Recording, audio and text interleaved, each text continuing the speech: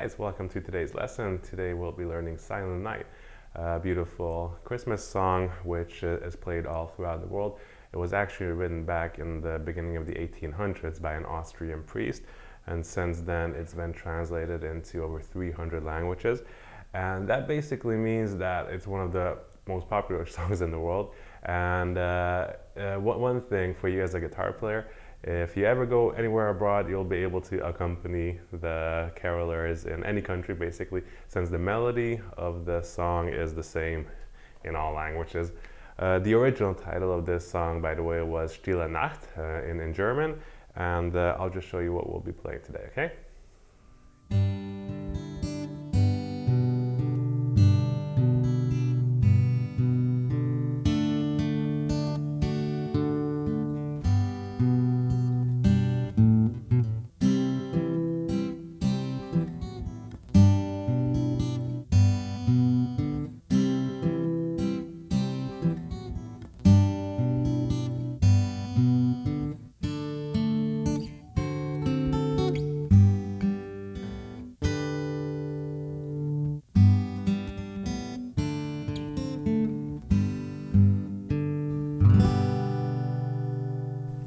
Alright, so that's what you'll be learning today. It's a really cool song, really great song that people will love listening to. And we're going to learn two versions of this song. As with most of these Christmas songs, you'll be learning the melody version that I just played, and you'll also be learning the backing track version, the backing chords version, I should say. So let's have a look at the chords you'll be using for the backing version of the song. You'll have your G major, your C major, and your D major. Now these are all chords that you should be familiar with already. I won't teach them in detail, but if you need to, you can go back to the basic lessons and have a look at them. And let's just go through the chord progression as well. And actually we'll start integrating our plucking pattern into the chord progression already. The plucking pattern is that I came up with is suited for 3/4 time songs. And what it basically is a pluck at the bass string and then 2 plucks at the treble strings. Okay, so just hold the G major right now and just practice this a bit.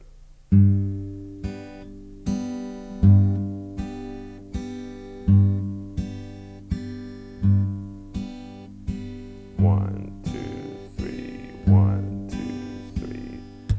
Okay, so get used to it because you'll be using this plucking pattern all throughout the song. And of course, when you move to the C, your thumb will move down to the A string, and when you move to the D, your thumb will move down to the D string. Now the chord progression is really simple for this song. You'll have full measures of given chords. I'll name them along the way, and basically you just need to apply this plucking pattern to each chord, okay? You start out with G,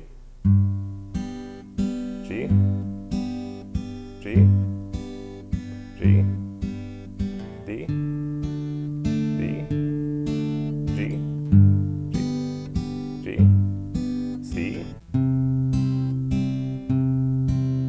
G, G, C,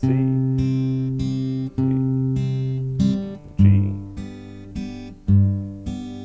D, D, G, once again, D, G, and that's pretty much it. It's pretty simple. Download the tabs and have a look at the chord progression, and basically you'll just need to apply this plucking pattern to the chord progression, as I said. Okay, so let's get on into the melody. As you'll know, the melody line is centered around these chords as well. And you'll basically be forming the melody by putting your little finger or sometimes your first finger on a treble string. And just for the sake of correct voicing and to follow the melody line, so the melody that the carolers may be singing, you'll be using different voicings of chords as well, but we'll get to that in due time. So let's have a look. So you're starting with the G major, and your pinky already goes to the 3rd fret of the B string, and you're going to plug the low E, the G and B strings at the same time.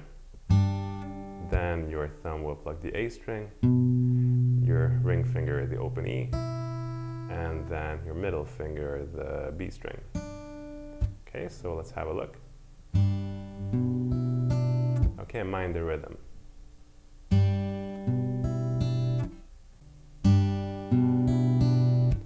Okay, and the next measure will be the G again, but you'll take your pinky off and pluck the E string, the G string, and the B string. Then the A, then the D. Okay, so like this. And then you do your first bar over. And the next bar will be the same as the second bar. And now you're going into a higher voicing of the D major. And you'll do that by placing a bar at the second fret of the highest 3 strings. And your middle finger will go to the 3rd fret of the B string, and your pinky will go to the 5th fret of the high E string. Okay, so that's, as you can hear, that's a higher voicing of the D. And actually this is a D5 chord, so it only has 2 notes in it, but it's still good for our cause. Then you pluck the G string with your first finger, then the higher 2 strings. And at this time, you'll be taking your pinky off, and you're forming a D major chord right now. Then the G string, and then the B string. Okay, so let's have a look. Now that's a bit difficult because of this D5 chord, but practice it a lot and you'll get used to it. It's quite a stretch for your fingers if you're not used to it, but practice makes perfect. Let's move on back into a G for the next measure, and you'll form a normal G, then the A string, then the high E. The next measure, we will move your pinky to the B string. And now you're going to have a walk up to the next chord, which will be a C. And let's just have a look at these 2 measures of G. And then you go into a C major. Then your thumb moves to the D string. And you'll then pluck the higher 3 strings. And now you'll be holding this C major chord, and you'll add your pinky to the 3rd fret of the E string, of the high E string. Then 1 pluck at the D string. And now it gets a bit tricky. You'll have to move your first finger to the 2nd fret of the high E string. And you'll pluck it and then pluck the open string. Okay, so let's have a look at this, these 2 measures of the C.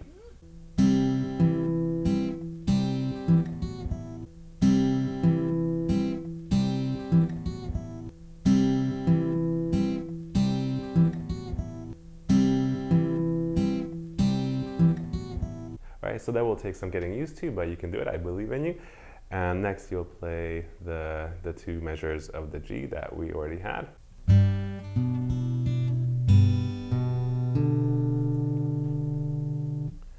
Next you'll play the 2 measures of the C that we just had with the pinky. Okay, and next you'll be moving into G again, and your pinky will go to the 3rd fret of the B string. And then, same as before. Now you're going into a D5, as we learned already. And now you're going into a D7 5, basically, because it's a triad, it's a dyad as well. And what you'll do, you'll move this position up, and you'll remove your middle finger and place your ring finger onto the 7th fret of the B string. And as you can hear, that follows the melody line. Okay, and then take your pinky off, so you're just forming this position right here, and you'll pluck the G string, the high E string, and now the G string and B string together. Okay, so this D section is just a bit tricky following the melody line, Let's have a look at it nice and slow, okay, from the first D position. So just form your first D, and you'll be moving up now, and while you're moving, you're already replacing your middle finger with your ring finger right there. And continue. Okay, so you're probably going to have to practice that a bit. You know, practice it a lot and it'll come. It's quite a stretch on your fingers, but it'll come with enough practice. Next, you'll go into a normal G major, string A, string D, and to follow the melody line, you're going to go into higher voicing of the G right here. And this is just a simple D major shape basically. And your first finger is at the 7th fret of the G string, and you'll be plucking the higher 4 strings with this one, because as you know, the open D string is part of the G major triad as well. Okay, so let's have a look at this G part.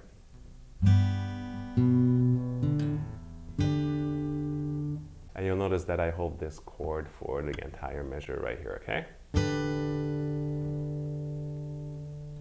Then you'll go back to a G major.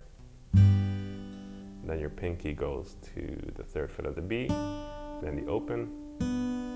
Then you'll move into a D major, but you won't be plucking the high E string.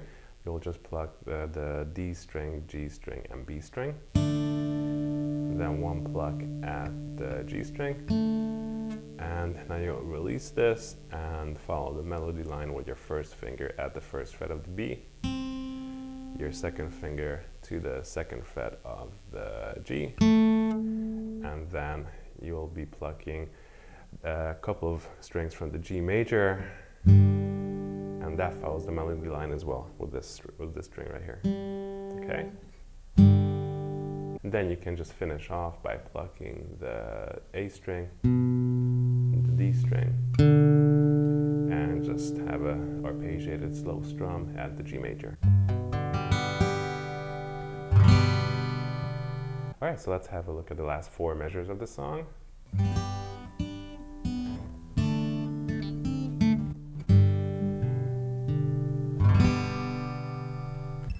Okay, so that's the end of the song basically.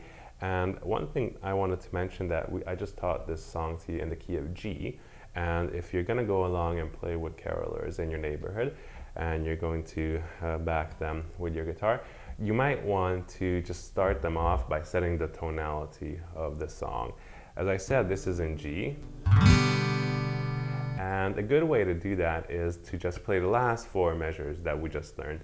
Just play the last 4 measures before they start singing, and that will set the tonality, it'll set the mood nicely, and then afterwards you can just start playing your finger picking pattern. Alright, so we've reached the end of this lesson. This is a really cool Christmas song that you'll love playing to your friends and family, and you just learned everything you need to know to be able to play the song, either the melody version or the accompaniment version. Download the tabs, you'll find the chord progressions in there, and you know, once you're done, you can play it to your friends and family or send me the video. I always want to see my students progress, and I guess I'll see you in the next lesson then. Bye.